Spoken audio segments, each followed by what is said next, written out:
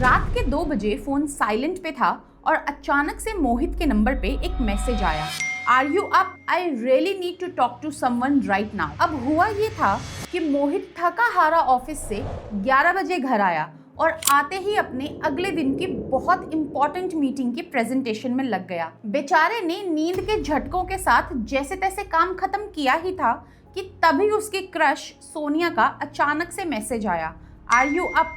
I really need to talk to someone right now. बस फिर क्या था, मैसेज देखते ही मोहित की नींद 1 सेकंड में गायब। सीधा कॉल लगाया, 2 घंटे तक उसकी प्रॉब्लम सुनी, एक्स की बातें, फैमिली ड्रामा, कोई समझता ही नहीं मुझे वाली फीलिंग। और हर बात पर मोहित सिर्फ एक ही लाइन बोलता रहा, इट्स ओके, मैं हूं ना। बात करते करते कब 5 बज गए पता ही नहीं चला। और फिर सोनिया ने लास्ट टेक्स्ट भेजा, honestly I don't know what I would do without you. अगले पूरे दिन मोहित के फेस पर स्माइल थी, लेकिन फिर शाम को सोनिया की इंस्टाग्राम स्टोरी आई, कैंडल लाइट डिनर किसी और के साथ, और कैप्शन था, still can't believe you are mine. और यहाँ मोहित एक ही बात सोचता रहा, पर मैंने तो सब कुछ किया था ना। रात के 3 बजे calls, birthday surprise, late nights orders, mood swings तक हैंडल करना, इतना कि मोहित का खुद का मूड क्या है उसे ये भी याद नहीं था। फिर भी सोनिया ने मोहित को कभी चूज किया ही नहीं। और यही मिस्टेक सिर्फ मोहित नहीं, बाकी लाखों लड़के करते हैं, जिसका एक नाम है नाइस गाय सिंड्रोम। और सबसे स्कैरी पार्ट कि जो लड़के इसमें फंसे होते हैं उन्हें पता ही नहीं चलता। वो सोचते हैं कि वो प्यार कमा रहे हैं, लेकिन रियलिटी में वो अपनी वैल्यू धीरे धीरे जीरो कर रहे हैं। अब इंटरनेट ने तो इस बात को इतना तोड़ मरोड़ दिया है ना कि लोग अब लिटरली यही मानते हैं कि अच्छा बनना ही गलत है। नहीं, अच्छा होना प्रॉब्लम नहीं है, अपनी वैल्यू को सैक्रिफाइस करना वो प्रॉब्लम है। और अगर ये डिफरेंस एक बार दिमाग में बैठ गया ना तो सिर्फ रिलेशनशिप्स नहीं, तुम्हारी पूरी पर्सनालिटी शिफ्ट हो जाएगी। इस वीडियो को एंड तक देखना, क्योंकि हो सकता है कि तुम्हारी सबसे अच्छी क्वालिटी ही तुम्हारी सबसे बड़ी वीकनेस बन चुकी हो और तुम्हें इसका पता भी ना हो।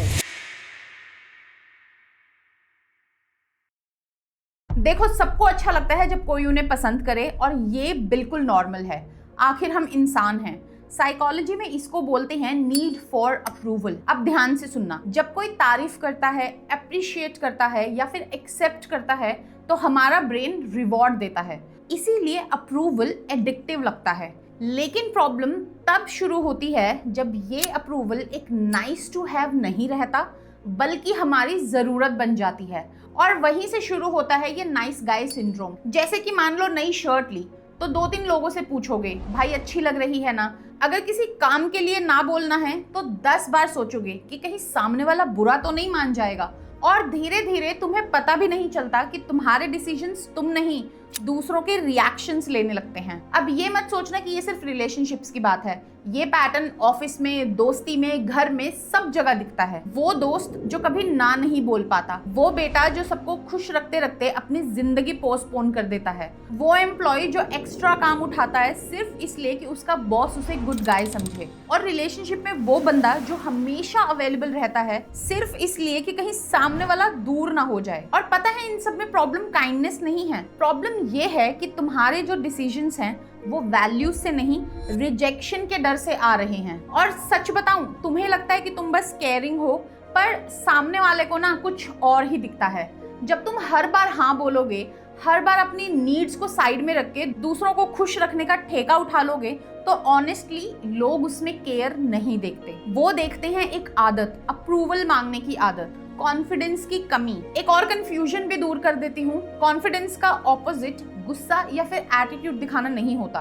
कॉन्फिडेंस का ऑपोजिट है अपनी वैल्यू के लिए दूसरों पे डिपेंड रहना। चलो एक इंटरेस्टिंग कॉन्सेप्ट बताती हूँ जो कि बिल्कुल सच है, सेल्फ डिटर्मिनेशन थ्योरी। अगर सिंपल लैंग्वेज में बोलूँ तो लोग नेचुरली उन लोगों की तरफ ज्यादा अट्रैक्ट होते हैं जिनकी अपनी इंडिपेंडेंट आइडेंटिटी हो, मतलब कि जिनकी अपनी लाइफ हो, अपने गोल्स हो, अपनी बाउंड्रीज हो, और जो ना बोलने से डरते ना हो। अच्छा चलो इसे ऐसे समझो, एक लड़का जिसका पूरा दिन निकल गया ये सोचने में कि सामने वाला क्या सोच रहा होगा, हर मैसेज के पीछे कैलकुलेशन, हर रिप्लाई के पीछे ओवरथिंकिंग। और वहीं एक दूसरा लड़का जो जेन्युइनली बिजी है, अपनी लाइफ बिल्ड कर रहा है, रिप्लाई भी करता है, केयर भी करता है, लेकिन अपनी दुनिया छोड़कर नहीं। अब तुम खुद बताओ कौन सा ज्यादा अट्रैक्टिव लगेगा, अब इसको हार्ड टू गेट वाला गेम मत समझना। बात सिर्फ इतनी है कि तुम्हारी लाइफ का सेंटर सिर्फ एक इंसान नहीं होना चाहिए। बहुत लड़कों को कंफ्यूजन होता है कि मैं तो उसके लिए इतना करता हूँ।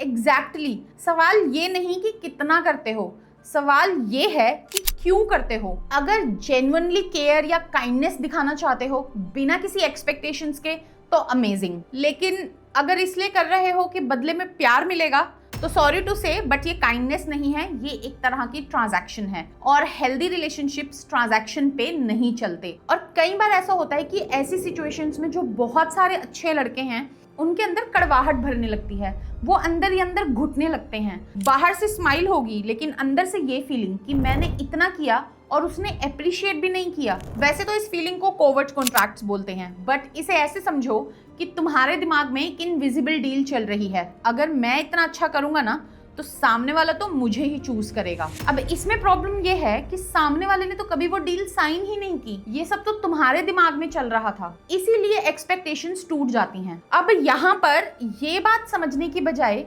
कि ज्यादातर जो लोग हैं वो इमोशनली सिक्योर लोगों की तरफ अट्रैक्ट होते हैं। कुछ लड़के एक और बड़ी मिस्टेक कर देते हैं, उन्हें लगता है कि शायद थोड़ा और ज्यादा एफर्ट करना पड़ेगा और यहीं से सब कुछ धीरे धीरे और ज्यादा बिगड़ने लगता है। डबल टेक्सटिंग, हर बार खुद ही पहले मैसेज, हर प्लान के लिए अवेलेबल रहना, अपना स्केड्यूल तक कैंसिल कर देना और सबसे डेंजरस अपनी पूरी पर्सनालिटी को ही हाइड कर देना। और ये सब कुछ सिर्फ इसलिए कि सामने वाला नाराज ना हो जाए। लेकिन मुझे एक बात बताओ, अगर किसी रिलेशनशिप में तुम अपनी रियल पर्सनालिटी ही नहीं दिखा पा रहे हो तो प्यार तुमसे होगा या तुम्हारी उस फेक पर्सनालिटी से? थोड़ा अनकंफर्टेबल क्वेश्चन है लेकिन सोचना जरूर एक बार। एक छोटे से एग्जाम्पल से भी समझा देती हूँ। मान लो तुम दोनों रेस्टोरेंट गए, उसने पूछा तुम्हें क्या खाना है, तुम्हारा जवाब जो तुम्हें पसंद, मूवी जो तुम बोलो, वीकेंड तुम डिसाइड कर लो।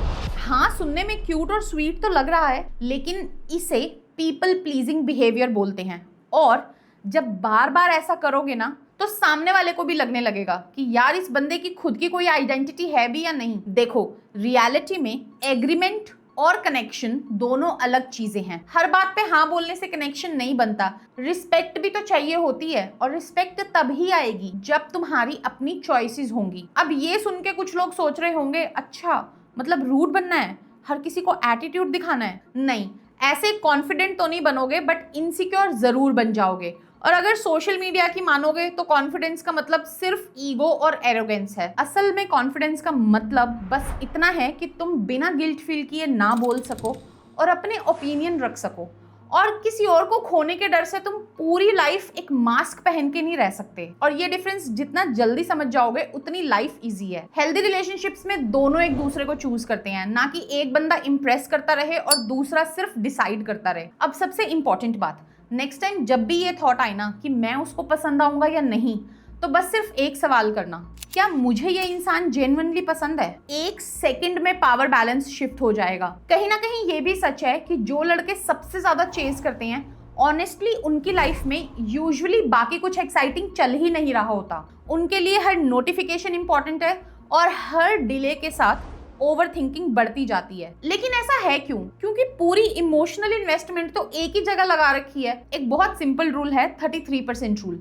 मतलब अपनी पूरी लाइफ कभी भी एक इंसान के अराउंड मत बनाओ। लाइफ के 3 पिलर्स होने चाहिए, एक रिलेशनशिप्स, दूसरा तुम्हारी ग्रोथ, करियर, फिटनेस, स्किल्स और तीसरा दोस्त, फैमिली और हॉबीज। सिंपल सी बात है, अपनी लाइफ इतनी बड़ी बना लो कि रिलेशनशिप उसका एक पिलर हो, सेंटर नहीं। जितने ज्यादा पिलर्स उतनी ज्यादा लाइफ स्टेबल रहेगी। और याद रखना, इमोशनली इंडिपेंडेंट होने का मतलब इमोशनली अनअवेलेबल होना नहीं है। किसी को अपनी लाइफ का हिस्सा बनाओ, पूरी लाइफ नहीं। जब लोगों को लगता है ना कि तुम्हारा टाइम, अटेंशन और एनर्जी अनलिमिटेड है, तो वो उसकी वैल्यू करना ही बंद कर देते हैं। इसीलिए आज के बाद से वैलिडेशन कम, सेल्फ रिस्पेक्ट ज्यादा and no more mister nice guy. अगर ये वीडियो अच्छा लगा हो तो लाइक, सब्सक्राइब जरूर करना और मैं मिलती हूँ आपसे अगले वीडियो में। तब तक के लिए थैंक यू फॉर वॉचिंग।